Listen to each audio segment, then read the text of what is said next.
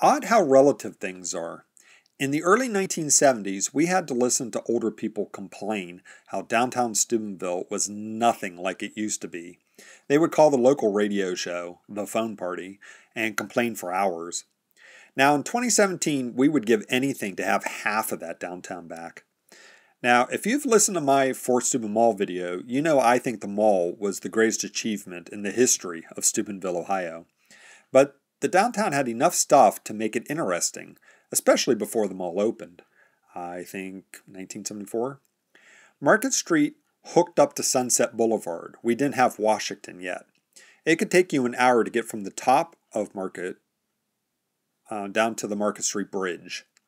Coming down, you first would see an old mine entrance, then a memorial I believe some gentleman built for his deceased wife. It looked like a horse trough. You would come to the railroad tracks, and there was always a train. No underpass yet, so it cut the downtown in half with really long trains.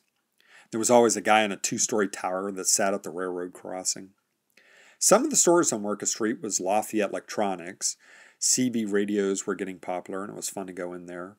The Hub department store, 6 or 8 stories tall with a half-floor mezzanine, a shoe-shine guy in front of the lobby, Boy Scout stuff on the 3rd floor, toys, rhubarb tarts, display windows. Christmas shopping always started there.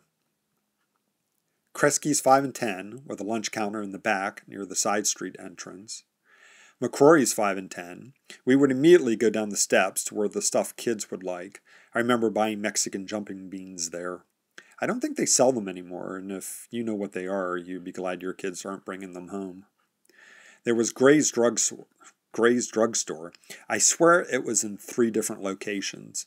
We went there a lot to pick up my dad's medications. There was a music store that in the mid-70s I bought the Kiss posters that lined my bedroom wall. When you came off the Market Street Bridge, 3rd Street was lined with buildings on both sides. Sad how so much architecture is gone in my lifetime, replaced by cement block tin roof buildings. When they tore down the Paramount movie theater, my friend Frank, owner of downtown's Bruno's Bar, went and got 2 bricks and saved them for the rest of his life. What people save in the future, cement blocks? When you came off the bridge and turned left, a few buildings down was DeCarlo's Pizza. Not much in toppings, but every square slice came with cheese and pepperoni, as God intended.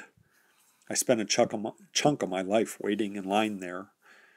Across the street, the police station. When DeCarlo's got robbed a few times, we wondered if the police ever looked out the window. There was a motorcycle shop near the police station. We thought it would be a natural progression, tricycle, bicycle to motorcycle. Someone in the car would always say, "Why is it a tricycle, a bicycle, but a motorcycle?" And we would roll our eyes. Turn right off the bridge, and there was a big electronic sign telling the time and temperature. My dad always pointing out that that was street temperature. There was a barber shop where a guy would singe the hairs off the back of your neck with a small flame. It would freak me out to see it. There was the Ohio Novelty. I loved the Ohio Novelty. Magic tricks, toys, a little of everything. They sold loads. 10 little pieces of wood that came in red and white metal case that was no bigger than a quarter, and you would stick these little pieces of wood in someone's cigarette, and when they lit it, it exploded. We thought things exploding near your eyes was funny in the 1970s. They sold candy by the box wholesale. Carl would let me go into the back room each week and pick out $40 worth of candy. I would sell at retail. I financed my record collection and Mad and Cracked magazine addictions this way. At school, I would sell the candy for even more. I would trade a teacher, Mr. Kukris, 2 Hershey bars for his lunch ticket each day, thus increasing my profits. Down the street was DeNova's car lot. I bought my first car there, a used Chevette.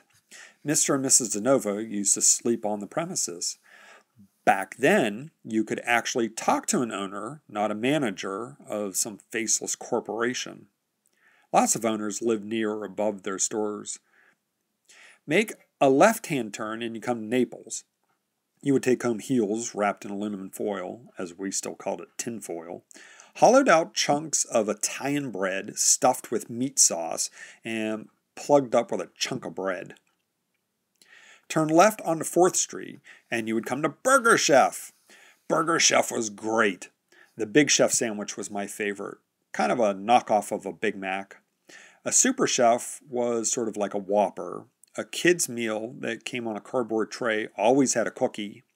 Their mascots were Burger Chef and Jeff. The odd thing back then, if you wanted to wash your hands, you had to go outside into the back of the stores and into the bathroom. Most of the fast food places were like that. I got stuck in there once for about 20 minutes. 40 years later, I'm still traumatized. Across the street was the main branch post office. You had to walk up several steps to get inside. Back then, if you were in a wheelchair, they basically excluded you from society. We liked to look at the most wanted posters. If you wanted to mail a letter, you had to buy stamps at a post office. They didn't sell them at Kroger's or Costco's. Across the street, the Fort Steuben Hotel. They had a ton of stores come and go on their storefront shop. One of them was a left-handed store where they sold like left-handed golf clubs and left-handed guitars. There was a Ohio gas station next to Burger Chef. On the other corner was Harry Thompson's accounting firm. My dad was an accountant there. Years later on street level would be Pasquale's Pizza. Same hometown squares, but they would put the pepperoni on top and toast it real crispy. There was a cigar store ran by 2 brothers. The smell of cigars always reminded me of my Uncle Davy. One wall was lined with magazines. We would go in and try to look over into the section of pornography. We weren't allowed over there, so of course it made us want to look there. Down the street was furniture stores, appliance stores, shoe stores. You would go into a shoe store and they would measure the length and width of your foot. Go into the back and 10 minutes later bring out several boxes of shoes that never fit you. If you have to use a shoehorn to stuff your foot into a shoe, then it doesn't fit. One store had a big cardboard box that had comics and toys.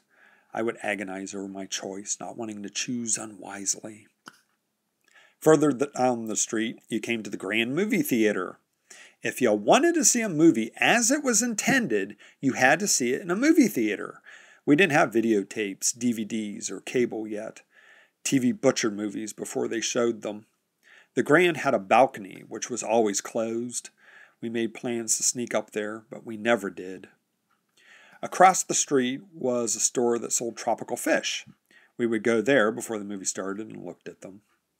Further down the street, the Downtown Bakery, where I think all my birthday cakes came from until I was 18. Several parking lots around that area where you would match the number of your parking space to this simplistic metal container where you would drop in a quarter. A guy would go around writing down license plates, sometimes chalking tires to make sure people didn't leave and come back. Or you could curb park around the city. Downtown was a sea of parking meters. Go down a few blocks and you come to the public library. Steps to climb.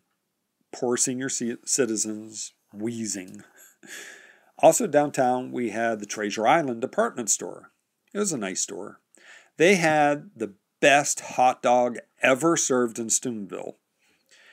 It was at their lunch counter in front of the store.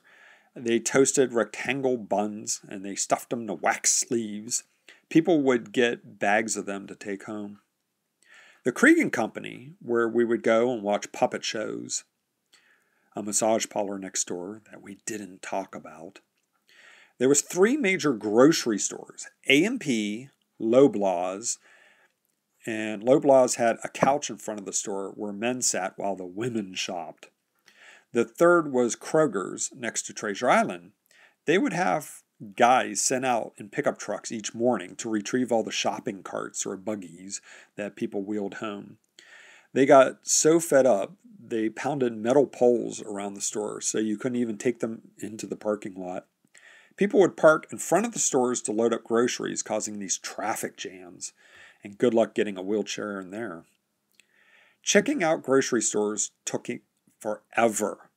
They had to hand enter every single item. We didn't have price scanners back then. When you got home, you had to wash your clothes because people were allowed to smoke in line. Your clothes would stink. You remember, these are memories of Steubenville or from an 8-year-old. There were tons of bars like Cam's and Bruno's, doctors, dentists, insurance salesmen, lawyers, dozens of churches, gas stations, and so on that I wouldn't have been interested in. Overall, it was still a heck of a downtown in the early 1970s. As always, it's me, Camroy, here on YouTube.